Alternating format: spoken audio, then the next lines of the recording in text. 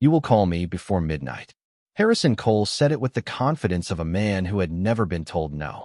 His hand rested on the handle of an expensive suitcase. His tailored coat hung perfectly from his shoulders. Behind him stood the front door of a $7 million home overlooking a private lake. In front of him stood his wife, 7 months pregnant, one hand resting lightly against her stomach. Most people would look at that scene and assume they knew exactly what would happen next. The wealthy husband would leave. The frightened wife would cry. A desperate phone call would follow. But that is not what happened. Claire Whitmore did not beg. She did not cry. She did not even ask where he was going. Instead, she looked at Harrison as though she had just solved a puzzle that had been bothering her for years. That expression would haunt him for the rest of his life. Harrison waited a few seconds, almost expecting resistance. When none came, he laughed softly. "You are upset now," he said. "Tomorrow you will think differently." Claire remained silent. The silence unsettled him more than an argument ever could. Then he walked out.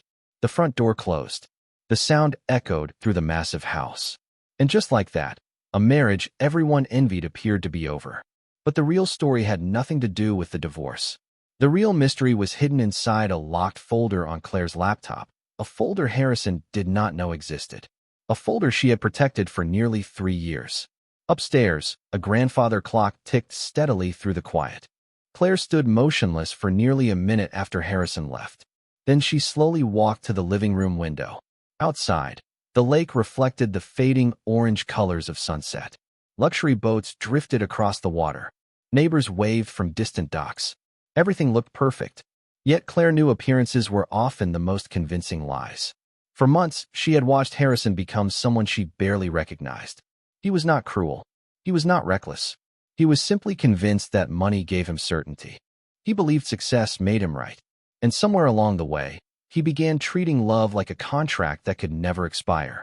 What he never realized was that Claire had stopped depending on him long ago. Not emotionally, not financially, not even professionally. Down the street, Harrison climbed into his black luxury SUV. As he drove away, he called his closest friend. 3 days, he said confidently. Maybe less. His friend laughed. You sound pretty sure. Harrison smiled. Trust me, she will call. The conversation ended. Harrison felt satisfied. Victorious, even. What he did not know was that Claire was not standing in the kitchen staring at her phone. She was sitting in her home office opening a secure digital account protected by multiple passwords. The screen illuminated her face as rows of numbers appeared. Investments, contracts, revenue reports, business records. Not one document carried Harrison's name. Claire studied them quietly. Then she opened a message she had received earlier that morning. The sender remained anonymous. The message contained only 8 words. You have less time than you think. Claire stared at the screen. Her expression did not change. She had received similar messages before. But this one was different. Attached beneath the warning was a photograph. A photograph taken only hours earlier. A photograph of Harrison entering a building he had repeatedly claimed he never visited. For the first time all evening, Claire smiled. Not because her marriage was ending. Because a secret she had been chasing for months was finally beginning to reveal itself. The next morning, Harrison woke up expecting to see a missed call. There was none. He checked his phone before getting out of bed. Nothing. No message.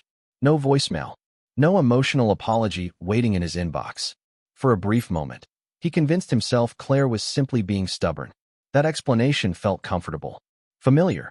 It allowed him to preserve the version of reality he preferred. Downstairs, he poured coffee inside the luxury penthouse he had rented months earlier as a backup plan. At the time, he considered it practical. Successful people prepared for every possibility. What he never considered was the possibility that Claire would not react at all. Meanwhile, 70 miles away, Claire sat on the balcony overlooking the lake. A cool morning breeze moved through her hair as she reviewed documents on a tablet. The photograph from the anonymous sender remained open on the screen.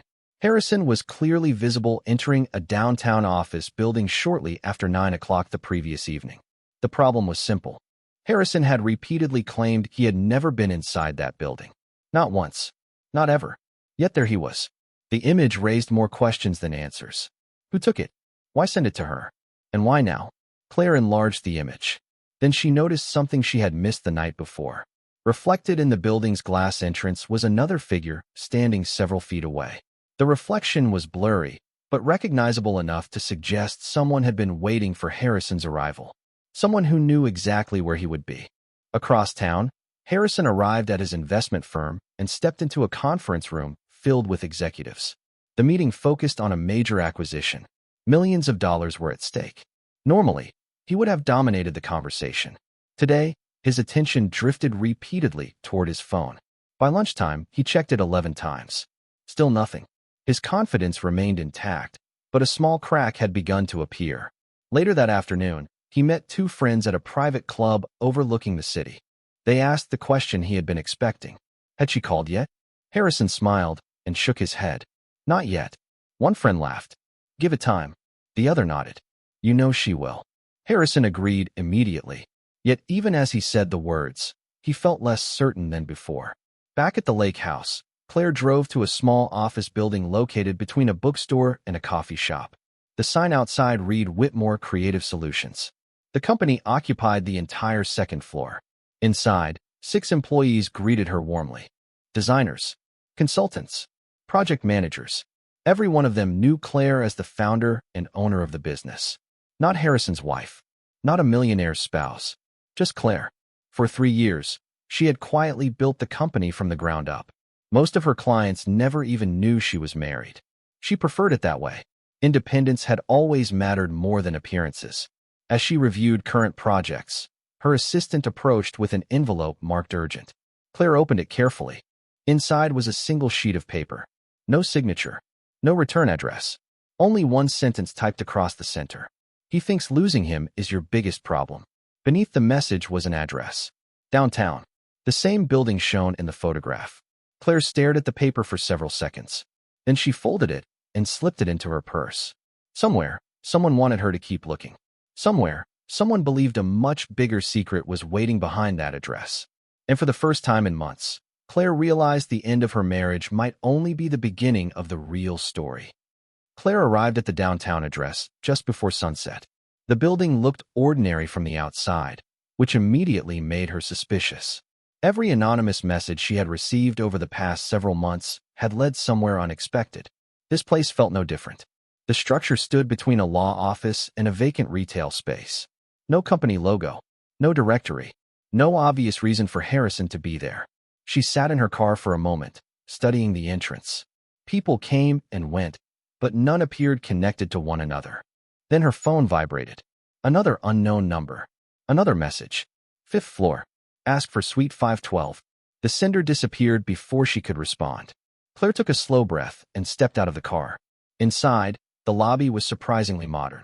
A security desk stood near the elevators, but no one questioned her as she entered. The 5th floor felt almost deserted. Most of the offices were dark. Only one suite remained illuminated. Suite 512. Claire knocked once. No answer. She knocked again. The door opened a few inches on its own. Inside, a woman in her 60s sat behind a desk reviewing paperwork. She looked up and smiled as though she had been expecting Claire all along. You are late, the woman said. Claire froze. Do I know you? The woman closed the folder in front of her. No, but I know who you are. Every instinct told Claire to leave. Instead, she stepped inside. The woman introduced herself as Margaret Sloan. She claimed to be a retired business consultant. Nothing about her explanation sounded unusual, yet Claire immediately sensed there was more to the story. Margaret gestured toward a chair. You have questions, she said. I might have answers. Claire sat carefully. Who has been sending me messages? Margaret smiled faintly. The better question is why someone wants you to find the truth. Before Claire could respond, Margaret opened a drawer and removed a thick envelope. She placed it on the desk between them. 3 years ago, she said quietly, your husband attended a private investment meeting in this building. Claire stared at the envelope. And Margaret folded her hands.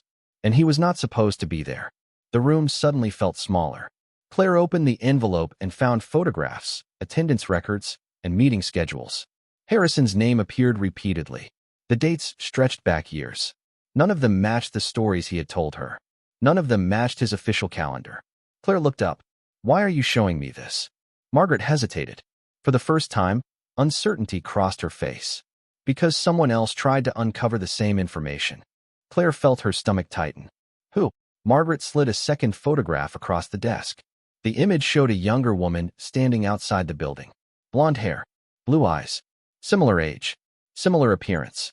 At first glance, Claire almost thought she was looking at herself. Her name was Emily Carter, Margaret said softly. She asked many of the same questions you are asking now. Claire studied the photograph. Something about it felt important. Familiar. What happened to her?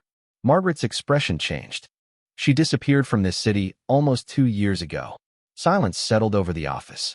Outside, distant traffic echoed through the evening streets. Claire looked back at the photograph. Then she noticed something that made her heart skip. Around Emily's neck hung a small silver necklace. Claire owned the exact same necklace. Harrison had given it to her on their first wedding anniversary. Slowly, Claire raised her eyes toward Margaret. Who was Emily Carter? Margaret held her gaze for several seconds before answering. According to the records, she was Harrison Cole's fiancée before he ever met you. Claire stared at the photograph long after Margaret stopped speaking. The resemblance between herself and Emily Carter was impossible to ignore. It was not that they looked identical. They did not. But there were similarities that felt strangely deliberate. The same hair color. The same calm smile. The same silver necklace. Most unsettling of all was the expression in Emily's eyes. It was the expression of someone who believed she had her future completely figured out. Claire knew that expression because she had once worn it herself. You were saying Harrison was engaged before me? Claire finally asked. Margaret nodded. That part is not unusual. Many people have relationships before marriage. Claire looked back at the photograph. Then why hide it? Margaret leaned back in her chair. That is the question Emily started asking before she left. The office suddenly felt colder. Claire opened the rest of the documents inside the envelope. There were event invitations, travel records, and photographs spanning nearly 18 months. Harrison appeared repeatedly beside Emily. Family gatherings, charity events, business dinners. It was a serious relationship. Yet during 7 years of marriage, he had never mentioned her name once. Not a single time. Claire's phone buzzed. Harrison. The screen displayed his name for several seconds. She declined the call without hesitation. Less than a minute later, another message arrived. Are you ready to talk yet? Claire almost laughed. Harrison still believed the silence was part of a negotiation. He still believed he controlled the timeline. She placed the phone face down on the desk. Across town, Harrison sat inside his penthouse staring at the unanswered call. For the first time since leaving, irritation was beginning to replace confidence. He told himself Claire was being stubborn, emotional, predictable. Yet a small voice in the back of his mind kept asking the same question. Why was she not reacting the way she always had before? He pushed the thought away and poured himself another cup of coffee. Meanwhile, Margaret opened another folder. There is something else. Claire looked up. Margaret slid a newspaper clipping across the desk. The article was nearly 2 years old. The headline described a successful entrepreneur relocating overseas after ending a long-term engagement. Attached to the article was a handwritten note. Claire recognized the handwriting immediately. It belonged to Emily. The note contained only one sentence. Some truths cost more than people are willing to pay. Claire read it twice. Then a third time. What truth? Margaret shook her head. I do not know. Emily never told me. Claire frowned. You knew her personally? Margaret hesitated before answering. I was her mentor. That changed everything. Suddenly, this was not just a collection of old records. This was a story with living witnesses. Real people, real decisions, real consequences. Claire's attention returned to the article. Something about it felt wrong. Then she noticed the publication date. According to the newspaper, Emily moved to London 23 months earlier. Yet one of the photographs in the envelope showed her standing outside the same downtown building only 14 months ago, 8 months after she supposedly left the country. Claire immediately pointed at the discrepancy. Margaret's expression tightened. Exactly. The room fell silent. Claire felt her pulse quicken. If the timeline was false, then someone had deliberately created it. Someone wanted the world to believe Emily disappeared voluntarily. Someone wanted questions to stop. Just then, another message appeared on Claire's phone. Unknown sender. No greeting. No explanation. Only a photograph taken less than 10 minutes earlier. It showed her car parked outside the building. Beneath the image were 6 words. You are finally asking the right questions. Claire did not leave the building immediately. She remained seated in Margaret Sloane's office long after the latest message arrived, staring at the photograph of her own car. Whoever was contacting her clearly knew where she was. More importantly, they wanted her to continue digging. The question was why. Margaret studied Claire carefully before breaking the silence. You should know something else about Emily. Claire looked up. There is more. Margaret gave a slow nod. Much more. She opened a cabinet and removed a thin leather journal. Time had faded the cover, but the pages inside remained intact. Emily left this with me 6 months before she disappeared. Claire accepted the journal carefully. The first several entries seemed ordinary. Travel plans, business goals, personal reflections. Then the tone began to change. Emily wrote repeatedly about meetings she was never supposed to know about. Private dinners, confidential conversations, financial discussions involving people far wealthier than herself. Claire turned another page. One sentence immediately caught her attention. Harrison always thinks he is the smartest person in the room. The words felt strangely familiar. Claire had thought the same thing many times during her marriage. Another page revealed something even more unsettling. Emily described feeling watched. Not threatened, not harmed, simply observed, as though someone wanted to know how much she had discovered. Claire closed the journal and looked toward Margaret. Did Harrison know she kept this? Margaret shook her head. If he did, he never mentioned it. Across town, Harrison sat alone inside his office. The confidence he displayed to friends was beginning to crack. Nearly 48 hours had passed. No calls, no emotional messages, no requests to meet. Every expectation he carried when he walked out the front door had failed. He opened social media, almost hoping to find some public sign that Claire was struggling. Instead, he discovered something unexpected. A local business publication had published a feature about Whitmore Creative Solutions. The article praised rapid growth, innovative design projects, and strong leadership. Harrison stared at the accompanying photograph. Claire looked confident, happy, independent. The article never mentioned him once. Somehow that bothered him more than criticism ever could. Meanwhile, Claire continued reading the journal. Near the back, she discovered a folded piece of paper tucked between 2 pages. It contained an address she recognized immediately. The same downtown building, the same 5th floor, the same suite. Her pulse quickened. Emily had been investigating this place years before. Then she noticed a date written beneath the address. Exactly 1 week before Emily supposedly moved to London. Margaret, Claire said quietly. Did Emily ever mention why she came here? Margaret hesitated. Only once. Claire waited. She believed someone was hiding information that could change multiple lives. The answer created more questions than it solved. Then Claire's phone vibrated again. Another anonymous message. This time there was no photograph, no address, no warning, only a scanned image of a document. Claire opened it. Her breath caught instantly. It was an engagement contract, not a legal contract. A private agreement prepared by a family office. The signatures belonged to Harrison Cole and Emily Carter. The date was 8 years old, but one line stood out above everything else. The agreement included a trust fund worth $12 million that would activate after marriage. Claire read the number twice. Harrison had never mentioned it. Margaret leaned forward. What is it? Claire slowly turned the screen around. Margaret's expression changed immediately. I have never seen that before. Claire stared at the document. $12 million. A vanished fiancé. Anonymous messages. Hidden meetings. And now financial agreements that had never been disclosed. Suddenly, the collapse of her marriage seemed far less important than the mystery unfolding around it. Then she noticed something handwritten at the bottom of the scanned page. 5 words had been added in blue ink years earlier. Ask why it was canceled. Claire left Margaret Sloane's office carrying more questions than answers. The city skyline glowed beyond the windshield as she sat inside her car reading the scanned engagement agreement again. $12 million. A canceled wedding. A missing fiancé. None of it fit the version of Harrison she thought she knew. For years, she had believed the biggest challenge in her marriage was his ego. Now she was beginning to suspect she had only been looking at the surface. The drive back to the lake house felt longer than usual. Her phone remained silent. Harrison had stopped calling. That surprised her. During their marriage, he rarely tolerated being ignored. The silence suggested one of 2 possibilities. Either he was finally accepting reality, or something else had captured his attention. When Claire arrived home, She found an overnight envelope waiting beside the front door. No postage. No courier information. Someone had delivered it by hand. For several seconds, she simply stared at it.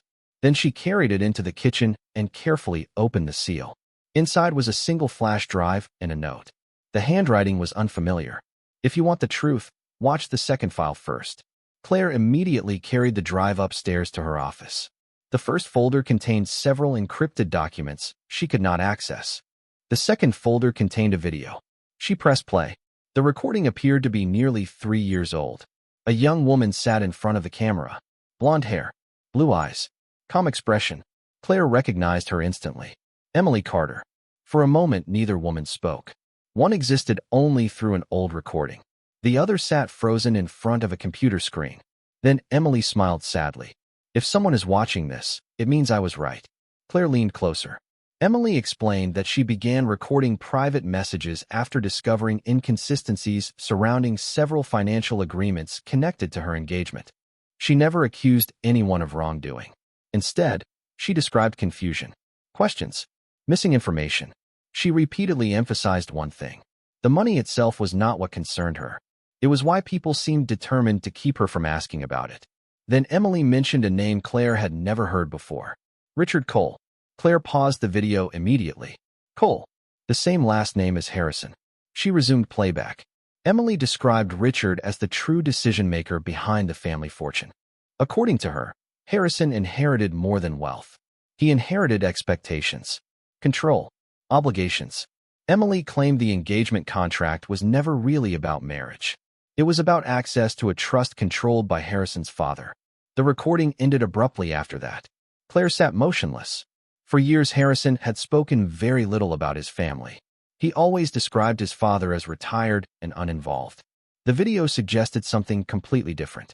The next morning, Harrison arrived at his office expecting another ordinary day. Instead, his assistant informed him that a visitor had been waiting nearly an hour. Harrison entered the conference room and stopped immediately. An elderly man sat near the window. Expensive suit, silver hair, calm expression. Richard Cole. Harrison closed the door behind him. What are you doing here? Richard folded his hands. Cleaning up a problem. Harrison felt a sudden knot form in his stomach. Across town, Claire's phone buzzed with yet another anonymous message. This one contained no photographs, no documents, and no instructions. Only a single sentence. Your husband was never the person making the decisions. Claire read the message 4 times before setting her phone down. Your husband was never the person making the decisions. The sentence should have felt absurd. Harrison controlled companies worth hundreds of millions of dollars. He negotiated acquisitions, managed executives, and commanded rooms full of investors. Yet the deeper Claire looked into the mystery surrounding Emily Carter, the more that statement seemed possible. Later that afternoon, she drove back to Whitmore Creative Solutions. Normally, the office felt like a sanctuary. Today, it felt different. Her employees moved through meetings and design reviews while her thoughts remained trapped somewhere between the past and the present. As she stepped into her office, her assistant informed her that someone had left a package at reception. No return address. No name. Claire carried it inside and closed the door. The package contained a small digital recorder and a handwritten note. Listen alone. Her pulse quickened. She pressed play. Static filled the room for several seconds. Then a familiar voice emerged. Harrison. The recording sounded old. Perhaps several years old. I do not want this, he said. Claire froze. Another voice answered. Older. Colder. Richard Cole. What you want has never been the issue. Silence followed. Then Harrison spoke again. She deserves the truth. Claire leaned closer. The recording ended abruptly. That was all. 22 seconds. Yet it changed everything. For the first time since this mystery began, Claire heard something she had never expected. Doubt. Not confidence. Not arrogance. Doubt. Across the city, Harrison sat across from his father inside a private conference room. Neither man had touched the coffee placed before them. Richard appeared calm. Harrison did not. How much does she know? Harrison finally asked. Richard adjusted his cufflinks. Enough to become a problem. Harrison looked away. She is carrying my child. Richard's expression never changed. And that changes nothing. The answer seemed to age the room by 10 years. Harrison stood and walked toward the window overlooking downtown. For most of his life, He had obeyed expectations. Elite schools, strategic relationships, business decisions, public appearances, everything carefully planned, everything carefully managed. Yet suddenly those choices felt heavier than ever before. Back at the lake house, Claire spent the evening reviewing every document she had collected. Emily's journal, the engagement agreement, the photographs, the anonymous messages. One detail continued to stand out. Emily never described Harrison as dishonest. She described him as trapped. That distinction mattered. Just after sunset, another message arrived. This time it contained an address and a time. 8 o'clock tomorrow morning. No explanation. No signature. Claire almost ignored it. Then she noticed something attached beneath the location. A scanned page from Emily's journal. The final page. The entry was dated 3 days before her supposed move to London. Claire read the words slowly. If anything happens, the answer is in the green house by the marina. He promised he would tell her everything. Claire stared at the sentence. He promised he would tell her everything. Not they. He. The wording felt deliberate. Important. The next morning arrived with heavy clouds hanging over the lake. Claire drove toward the marina with more questions than answers. The greenhouse stood alone near the water, partially hidden behind tall trees. It looked ordinary, quiet, forgotten. As she approached the front porch, she noticed the door was already open. Someone had been there recently. Inside, sunlight filtered through dusty windows. The rooms appeared empty until Claire reached the dining area. A single photograph rested on the table. It showed Emily Carter standing beside Harrison. Both were smiling. Both looked happy. On the back, written in Harrison's handwriting, were 6 words that stopped Claire cold. I tried to stop what happened.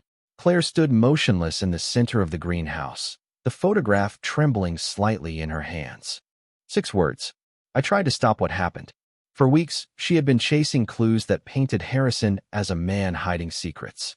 Now, for the first time, she was staring at evidence suggesting something far more complicated.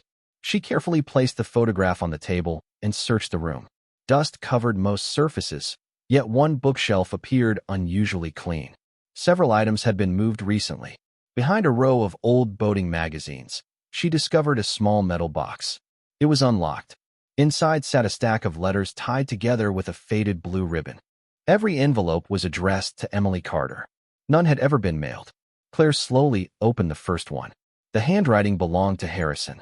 The letter began with an apology, not for ending a relationship, not for betraying trust, for failing to protect her from decisions being made around them. Claire read 3 more letters, then a 4th. Each revealed the same pattern. Harrison repeatedly urged Emily to walk away from the engagement. He warned her that the trust fund agreement carried conditions she did not fully understand. He begged her to leave before she became trapped in a system controlled by people who valued legacy more than happiness. The words felt sincere, desperate even, yet none of the letters explained what had happened afterward. Then Claire found a final envelope at the bottom of the stack. Unlike the others, it was addressed to someone else. Richard Cole. The contents consisted of only 1 page. Harrison had written it years earlier. If Emily disappears from my life because of this, I will never forgive you. Claire lowered the letter slowly. Outside, wind moved through the trees surrounding the marina. For a long moment, she simply listened. The story she had built in her mind was changing shape. Harrison was no longer the arrogant husband who assumed she would chase after him. He was still arrogant, still blind to many things. But he was no longer the villain at the center of every mystery. Her phone suddenly rang. Harrison. For several seconds, she stared at the screen. Then she answered. Neither spoke immediately. Finally, Harrison broke the silence. Where are you? Claire glanced around the room. I think I found the place Emily wanted someone to see. The line went quiet. Too quiet. Claire, Harrison said carefully, leave now. His tone was different. No confidence. No ego. Just urgency. Why? She asked. Harrison exhaled slowly. Because if you found the letters, then you are closer to the truth than anyone was supposed to get. Before Claire could respond, another voice appeared on the call. Richard Cole. That is enough, Harrison. Claire felt her stomach tighten. She had never heard Richard directly before, yet she recognized the cold authority instantly. Harrison tried to speak again, but the call disconnected. Seconds later, a new message appeared on her phone. Unknown sender. Meet me tonight. 9 o'clock. Come alone. Attached beneath the message was a recent photograph. Claire's eyes widened. The image showed Emily Carter sitting at an outdoor cafe. Not years ago, not from an old archive. The photograph was time-stamped 3 days earlier. Claire stared at it in disbelief. Emily looked older, but unmistakably alive. Every assumption shattered at once. Emily had not vanished. Emily had not relocated permanently. Emily had not disappeared from the story. She had been watching it unfold the entire time. And in less than 5 hours, Claire might finally meet the woman whose shadow had been following her life for years. Claire arrived at the meeting location 5 minutes early. The cafe overlooked the harbor, its outdoor seating illuminated by strings of warm lights reflecting across the water. Every table appeared ordinary. Every conversation sounded ordinary. Yet nothing about the evening felt ordinary to her. She scanned the crowd carefully. Then she saw her. Emily Carter sat alone near the far railing, exactly as she appeared in the photograph. Older, wiser, very much alive. For a moment, neither woman moved. Then Claire walked forward and took the empty chair across from her. Emily smiled gently. I wondered how long it would take you. Claire stared at her. You could have contacted me directly. Emily nodded. I could have, but then you would have trusted me too quickly. The answer was frustrating because it was true. Claire folded her hands on the table. Start from the beginning. Emily looked toward the harbor before speaking. Years earlier, she explained, she discovered that the Cole family fortune came with expectations that extended far beyond business. Relationships were evaluated. Decisions were monitored. Futures were negotiated. When Emily began questioning certain financial arrangements connected to the trust fund, she realized some people preferred silence over transparency. Rather than fight a battle she could not win, she left. Not because she was forced, because she chose freedom. And Harrison? Claire asked quietly. Emily smiled sadly. He wanted to leave too. Claire felt something shift inside her. Over the past week, she had uncovered secrets, half-truths, and contradictions. Yet one fact now stood above all the others. Harrison had spent years trapped between loyalty and independence. Emily continued. He never knew where I went. That was intentional. I needed a clean break. Claire looked down at the photograph she had brought with her. Then why contact me now? Emily's expression softened. Because you were standing at the same crossroads I faced. Silence settled between them. The harbor breeze carried distant sounds of laughter and music. Life continued around them. Ordinary. Unaware. Emily reached into her purse and removed a sealed envelope. This is the last thing I can give you. Claire opened it carefully. Inside was a copy of a letter Harrison had written years ago but never sent. The final paragraph caught her attention immediately. I keep waiting for someone else to choose my life for me. If I do not change, I will lose everything that actually matters. Claire read the sentence twice, then a third time. Suddenly she understood the real tragedy. It was not the missing trust fund, not the canceled engagement, not even the collapse of her marriage. It was the cost of living according to someone else's expectations. Later that night, Claire returned to the lake house. Harrison was waiting on the porch. No expensive suit, no rehearsed confidence. Just a tired man sitting alone beneath the porch light. He stood as she approached. Neither spoke for several seconds. Finally, Harrison broke the silence. I was wrong. Claire almost smiled. Not because she had won. Because it was the first completely honest thing he had said in a very long time. Harrison looked toward the lake. I thought you needed me more than you actually did. Claire nodded slowly. You did. The truth hung between them. Painful. Simple. Real. Months later, Claire welcomed her daughter into the world. Whitmore Creative Solutions continued to grow. Her life became fuller, calmer, and stronger than she once imagined possible. Harrison remained part of his daughter's life, but not part of the future he once assumed belonged to him. One spring afternoon, Claire sat beside the lake watching her little girl take careful steps across the grass. The sunlight danced across the water exactly as it had on the day Harrison walked away. The difference was that she no longer feared being left behind. Some people mistake dependence for love. Others mistake control for security. Claire learned something far more valuable. The moment a woman discovers her own worth, she stops waiting for anyone else to define it.